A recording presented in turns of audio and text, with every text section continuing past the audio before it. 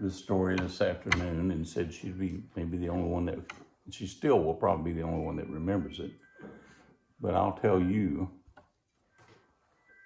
it's had to do with Daddy John. When he went to World War One, he was in Mississippi where he did boot camp. Mm-hmm. And before he was shipped overseas, Tack Fagan, his mother, caught a train, I'm sure in Fulton, Kentucky, went down to see him, what she thought might have been the last time she'd ever seen him because he was going to war. Yeah. And she visited with him, and when she got ready to leave, he gave her 2 dimes to buy a hamburger with. She kept them as souvenirs, never spent them. They're downstairs, wrapped up in a piece of paper. Tack Fagan's dimes, huh? Mm-hmm. So, wait, John gave those? Daddy John gave them to buy a hamburger. That was she wanted to remember him. Ha! But he came back.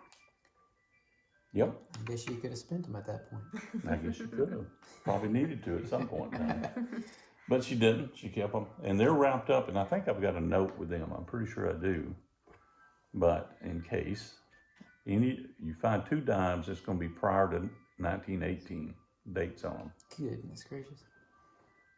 How are you going to remember all this? Over 100 years old. Is the tape still going? Yeah, it is. Well, you got that. Would you be willing to talk about the year after Daddy John died? Well, I did. What happened to me? Yeah. I don't know. You know it? I heard about it. That was spooky. It was a little weird, right?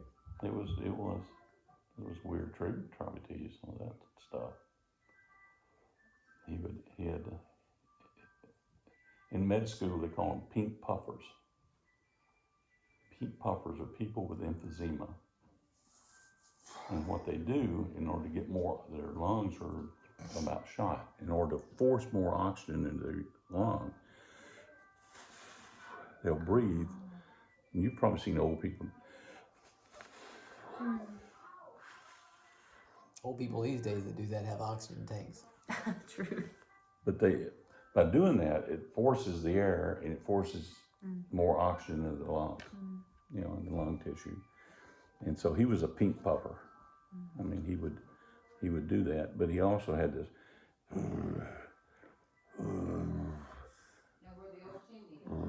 Trey would probably tell you about that, but after he died, I would catch myself doing that stuff, breathing like he breathed, and it was just weird. It's almost like he was attached to me somehow. Maybe that's how I knew where the watch was. Catching a ride. And it was his. Hanging out. It was his in between asleep and awake. I was watching, but it was, and it. Hey, Treva. Hey, Bo. Hey, Bo. Hey. Let's not play piano right now. We're still doing stories. Do you remember? Hey, Meg, this is a good one. The year after he died, when I was doing all this stuff that looked like Daddy John. Mm-hmm. The thing I remember most was the breathing like that, and catch myself breathing. When you'd sleep at night, that was before we ever heard of sleep apnea. I was doing that in my sleep. Right. You breathe just like he did. Isn't that weird? What was that about? I wonder. Was it just on my mind so much? Well, certainly. That could have been it. You also said you felt kind of like, but you also felt like he was kind of there too, right? Yeah. What happened when you went to the cemetery the night he died? Yeah, that's what I regret doing that. But you've never told me. I just went to the cemetery. They was buried. Penny Palmer's at the house. yammering on about stuff. And I just wanted to get away, so I got in the car and went back to the cemetery that night and just walked out there. Spent some time. And I reflected back on that, thinking maybe I wouldn't be doing all this if I hadn't walked out to the cemetery that night. But it's interesting, when Mama Zany died, it quit. That stopped. She was a year later. And when she died, and you remember before she died, Mama said what she was at Paris in the hospital. And right before she died, she said, I had the sweetest dream that John came in here. Did he? Didn't you say that basically the moment they buried her was... Yeah, it just felt like it was gone. And I never felt it after that. And I don't think I ever did the sound or any of that after that. Not that I recall. Till the sleep apnea came along many years Then I later. was snoring. That was snoring, though. But that's neat. Well, I'm glad you like to watch the thing. Maybe it'll be passed on down with a story. Yeah. Bo was looking at it interestingly. Yeah. But I've never wound it. I can't make myself wind it. Why would you wind it? I won't. It's nice like it is. So we Yeah, if you want me to show you how to get him upset, how easy it is? The old hen house that got torn down, he left it on purpose like it was for years, because that's the way Daddy Jake left it. Stuff was just thrown in there, but one of Danny's renters cleaned it out to put the dogs in. Oh, that made me so mad. I I'm remember gonna that. shoot that guy.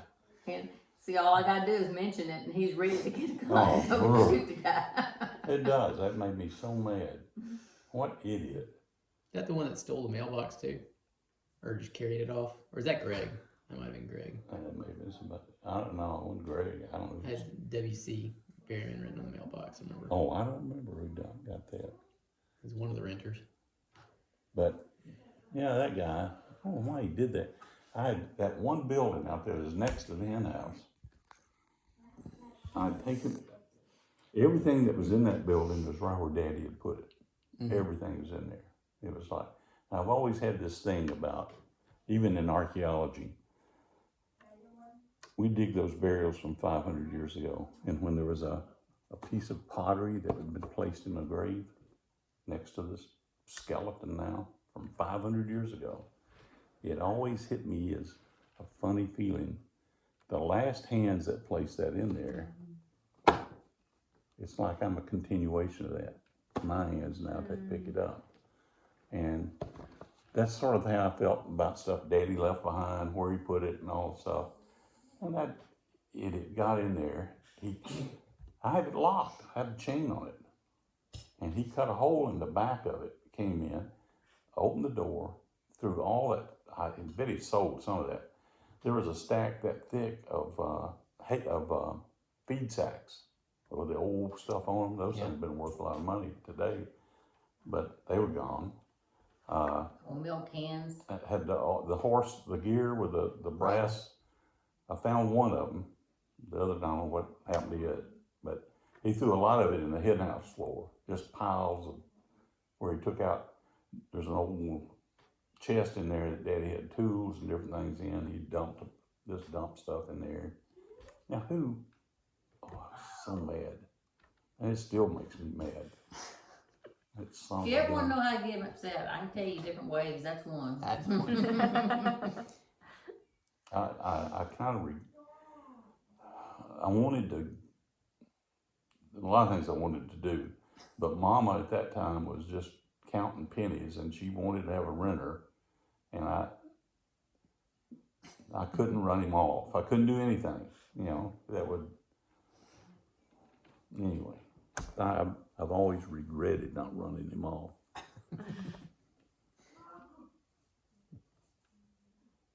What you want to tell about Mamaw? Nothing. Tell about Granddaddy. Tell about. Yeah, Granddaddy's got a really interesting story. Pitiful, but Every story I can think of related to my family would be pitiful and sad. but every one of them's interesting. Start off with your great granddad being at Dresden when he heard his neighbor's moonshine still was about to get raided. Who was it anyway? Walter McDaniel was my great granddaddy. Granddaddy Buster was 9 years old when Walter went into town one day. He came home about 2 o'clock in the afternoon and said he had heard that there was going to be a raid on his neighbor's moonshine still. He was going to go warn the neighbor. My great grandmother, whom Mammy Rudd, I guess. Rudd would have been her name after she remarried. But Mammy begged him not to go, and he said no, he had to warn his neighbor. And so about 3 o'clock in the afternoon, he went to warn him, and that was the time they chose to raid. And he got caught in the crossfire, and he was killed. That was Buster's dad? Yeah, Granddaddy was 9 years old at the time. So he was raised, he had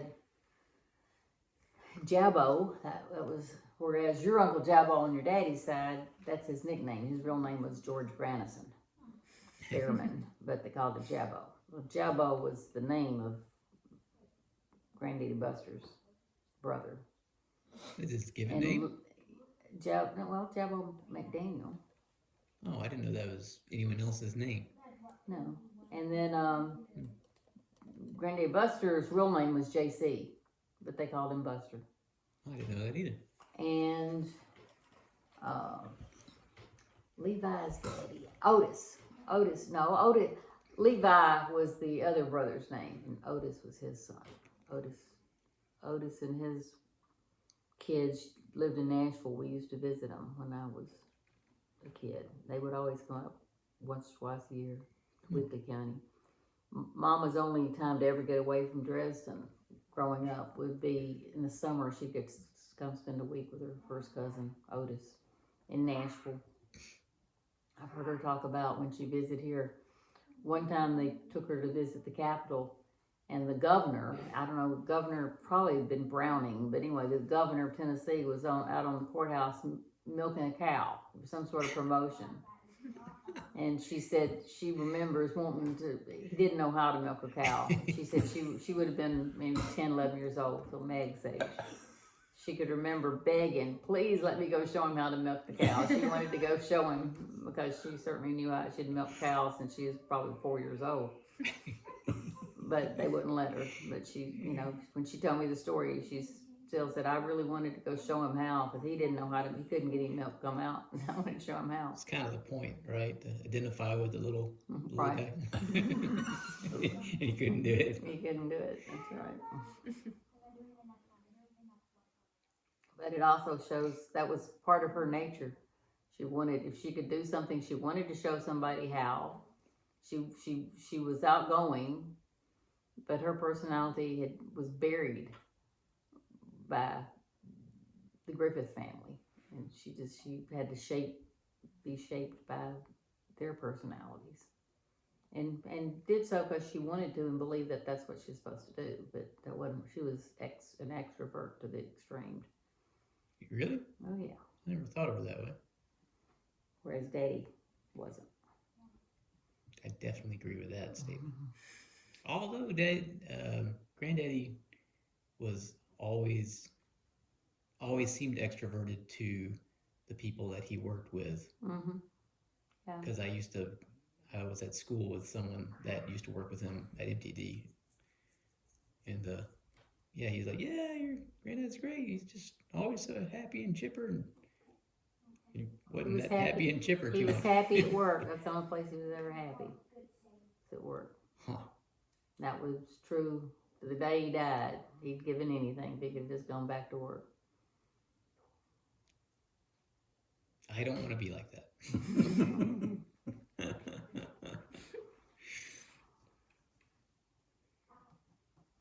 Well, tell about him. Well, I don't, or tell about Mama May, because I say tell about him because I just happen to know more about his childhood, because it was rough. Granddaddy and grandmother never kissed until they were married. Who's? Granddaddy Buster and Mildred. Oh, really? They probably sat on the front porch together 2 or 3 times, and maybe walked a little bit talking. That would have been the extent of their courting. And they decided to get married, and they never kissed until after they were married. It's a different time. How old were they? She was probably 16, and Granddaddy would have been 18 probably. My mother was 15 when she got married. Daddy was 18. They lied about their age and went to Corinth, Mississippi to get married. It was common in those days for people to run off to Corinth, Mississippi to get married. But even then, you're supposed to be 18 or 18. And I think, I don't know if Daddy was supposed to be 21 or not, but she was 15, he was 18. She said she was 18, and said he was 21. You definitely were supposed to be 18 before you could go to work. She went to work at the shoe factory when she was 15. Oh. Lied about her age, said she was 18. Oh. Interesting. They needed work. She needed money. Yeah. She quit school as a freshman because every year all the kids would have to be pulled out to pick cotton when the cotton matured, had to come in. And that particular year, her freshman year, she was taking home ec was one subject, and I don't know what else, but algebra was another one. And so when she got pulled out and she went back then right before Christmas, the home ec teacher called her in and asked, well, actually didn't call her in, it was in class, asked who they thought in the class was making the best grade, the highest grade. And I don't know if maybe she would have pulled out of school all day or what, but anyway, the bottom line was she was the highest scoring student in home ec. It's the only time in her life she'd ever scored highest or felt proud of being the best at something. But she also fell behind in algebra, and she didn't understand it, so she couldn't figure it out when she came back. She just was so far behind and didn't understand it, and she couldn't stand failure. And so she was going to run off and get married because she never had much of a home life to start with. Granddaddy was drunk all the time. He was an alcoholic. Now, he quit drinking by the time I came along, so I never knew that one. But while she was being brought up, alcohol ruined their family. Granddaddy, all of them would work all week long, and then he would go out with men and drink it up every weekend. So work all week to raise enough money to maybe have some food to live on, and then he'd drink it all up. And Granddaddy Buster was also free with his money. He would give it to anybody except family.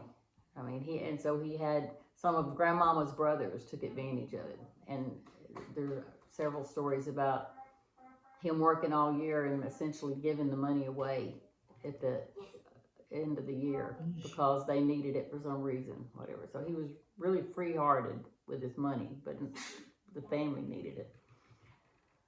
So Granddaddy also did not have the ability to see in the long-sighted. He only could see short-term. And I say that, but literally there are some people like that who do not have the ability to think beyond the immediate. And that's a problem with people today as well. And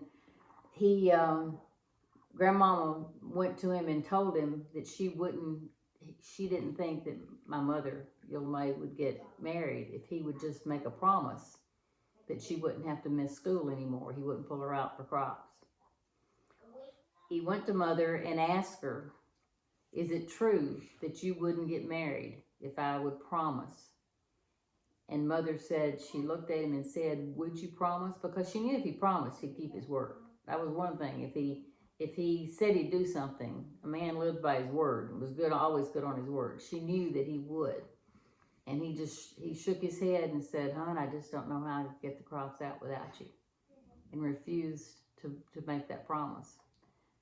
Now, how much sense did that make? Because that meant she ran off, got married, and he never had her again to work in the field, Yeah. ever. So he lost her completely. Instead of, he could have had her after school and weekends, still. Yeah. But he couldn't see that, right? He only had a second grade education. He could write, he could do basic math, enough to manage his money, add, subtract, multiply, and divide, but barely. And he could sign his name, but that's it. He couldn't read. He couldn't write. Elster couldn't read? Right. I didn't know that. I got a bunch of letters from Grandmama downstairs. You can read her writing, but she spells phonetically. Sometimes that's even hard to figure out. But Your mom? no, the Grandmama Murray, Okay. Murray. Mildred. So she She finished could read. 4th grade, maybe. Granny finished 4th grade. Granddaddy Buster finished. Willis finished 8th grade. Hugh and I are not just first generation college grads. We're first generation high school grads. Wow. We're the first in either of our families to finish high school. Well, Mama Zany finished high She school. lived in Palmerston. But I think other than his grandmother, neither one of us had grandparents or parents that finished high school. Wow. So, I don't know what else. Well, So, Charles, why he didn't graduate is a story. That's a rough one. well, Daddy was always very smart, especially when it came to math. And Biggs Danner was the county superintendent of schools, but also next door neighbor, and always, he knew Daddy since he was a baby. He'd just been a member of the community. And he came to Daddy and just begged him to stay in school, finish high school. But Daddy wanted to go to work, and Granddaddy Willis had told him 8th grade was all he had needed, and that was good enough for him. He didn't need to, there's no reason to keep going to school, If you'll drop out of school, me and you'll put in a crop, and we'll raise a crop, and you can have half the money. And of course, Daddy loved the sound of that. He thought if he had some money, he might be somebody. And so he dropped out of school, he put in a crop, and Granddaddy Willis promptly quit working it. And Daddy had to raise it all by himself, but Granddaddy, bet, got his share of the money, if not more. My other granddaddy wasn't free with his money. At least not with his family at all. But neither one of them, they didn't have, Granny wore the same coat for many years, begging for another coat. That's probably why she ended up leaving Granddaddy Willis the first time she left him. Because she needed a coat so bad, and he wouldn't buy her one. But yet he bought things for other people in the community. Friends. Why did they leave each other the second time? You don't know. You know the third time. You don't know the second time. Okay, maybe I do. The second time, so they marry. They have Daddy and they have Uncle Paul, and then they get a divorce, and then they remarry, and they have Aunt Julia. When Julia was about 8 or 9 years old, it started becoming obvious that Granddaddy Willis was going to do the same thing with her that he'd done with the boys, and not let her finish school, get her to drop out of 8th grade. All right. And college was very important. She was smart. She wanted to go to college, and Granny wanted her to go to college. So, as I understand it, Granny basically left him because she knew that Julia would never have anything if she didn't leave him. Mm-hmm. So she left him and took Aunt Julia to raise her. And Julia was the first one that went to college anywhere in the family. She went to Murray. Was after the first, So that's the second divorce. but when was it when your dad was in Latham and, you're staying with daddy He know was you. about 5 years old then. Well, tell that, that's I mean, that would, they, sad. they were separated, but they still didn't get a divorce at that point in time. They got back together and had Uncle Paul. When Daddy was about 5 years old, they lived in Lower Latham, probably about a half mile apart. And they had gotten mad at each other. So they were separated. And I don't know which one was first, but one of the parents, where Daddy was, shoved all his dirty clothes in a pillow slip and said, I'm not doing your laundry, take it, let your mama do it, or let your daddy do it, whichever one. And so he took his laundry and headed down the road. And even as a 5-year-old, he says he could remember people sitting out on the front porch, and he felt like they were saying, look at that pitiful little boy, can't get anybody to take care of him. Yeah. And so he'd go to one house, and then that parent would say, I'm not doing your laundry, you take it back. And so he was just basically maybe probably sent to one and then walked back to the other. But in his mind, it was like he was going back and forth because he wasn't even school age, just a little kid. That's pitiful. But Joel has said, Joel told me since Daddy died, after Daddy died, that Daddy had shared that story with him. The only reason I know that story is Mother shared it with me. Daddy never said anything to me about that. But he told Joel and Dwayne, but he told Joel, don't feel bad about it.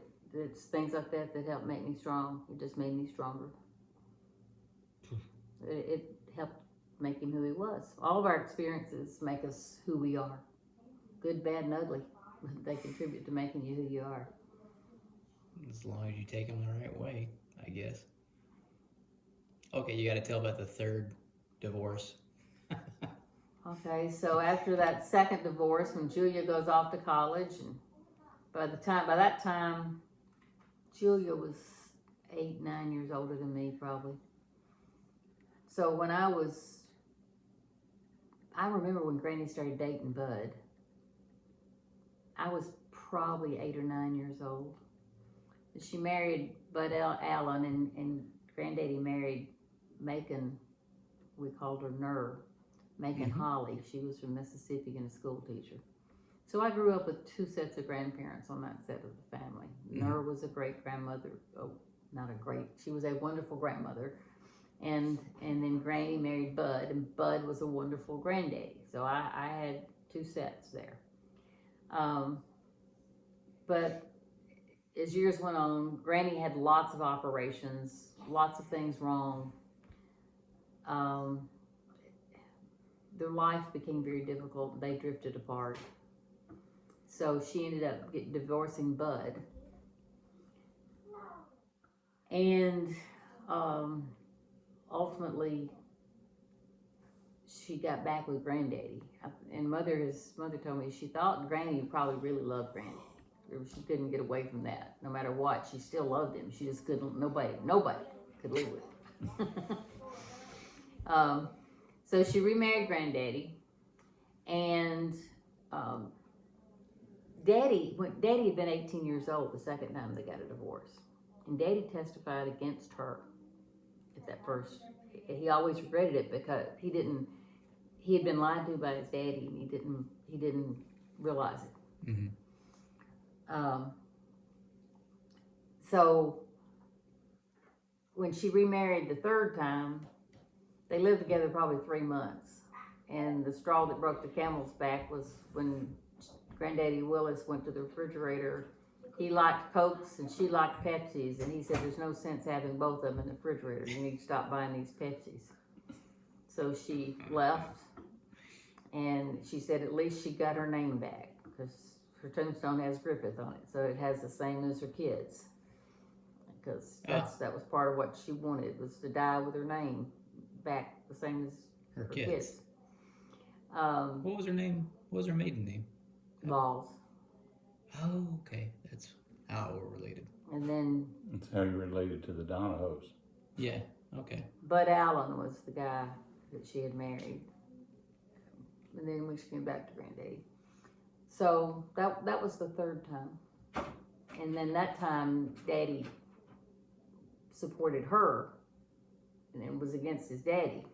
And on the way out of the courthouse, he said, okay, I've testified against you, I've testified against him, and now y'all don't ever get back together again. It's enough. And they were in their late 60s at that point, maybe early 70s.